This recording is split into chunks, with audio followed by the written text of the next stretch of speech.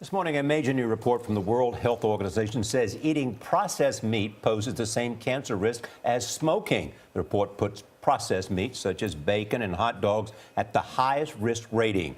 That is the same as cigarettes and alcohol. Red meat is called the next highest risk. The North American Meat Institute calls the report, quote, dramatic and alarmist overreach. Dr. David Agus is one of the world's leading cancer specialists and a CBS News medical contributor. He joins us from Los Angeles. Dr. Agus, good morning. Good morning, Charlie. So tell me what you think about this report. Well, the World Health Organization said not that it was the same risk as cigarettes and smoking, et cetera, but that it was definitive that there was an association with cancer. And I think that's real. Processed foods can slightly increase your risk, predominantly of colon cancer.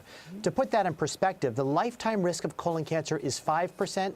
If you have a hot dog every day, your risk goes to 6%, an 18% increase. So it's very, very small. Go ahead. Should we stop eating these processed meats? Well, I think we've always known that processed meats, too much is bad. And what the data show is that 3.5 servings a week of regular meat has no real health detriment at all. Processed meats aren't good for blood pressure, have a slight increase in colon cancer risk, potentially a slight increase in prostate and pancreatic cancer risk. They're very small, but the key is what Grandma used to say, moderation. Okay. Well, let's don't go there. I say that to Charlie, too. But just help us understand what red meat is and processed meat, because that's a critical distinction. Right. So red meat is, you put a steak on the grill.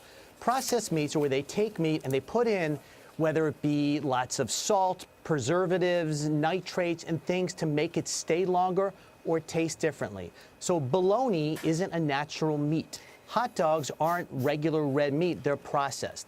And so we need to stay away from the processed, but the key is moderation. Nobody is going to eat a hot dog every day, which will raise the risk. Once in a while, it's fine.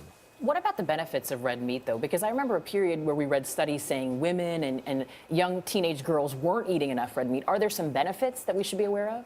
I think that's the key thing, is that, yes, there are benefits to meat. Everything has a risk and a benefit. When I drove to the studio this morning, there was a risk. Something bad could happen. I could get in an accident. But obviously, the benefit was greater. Red meat has significant benefits. There's nutrients for much of the world. Obviously, with the current environmental issues, it's unsustainable, the rate of which we're all eating red meat, but that's a separate issue. But we clearly need to keep doing what we're doing, which is moderation. The Mediterranean diet, by far, is the healthiest diet we all can do.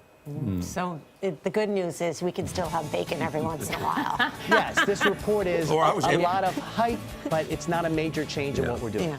Nora can talk about moderation in this break, too. More moderation, right? Or we can what? All right, Dr. David Agus, thank you so much.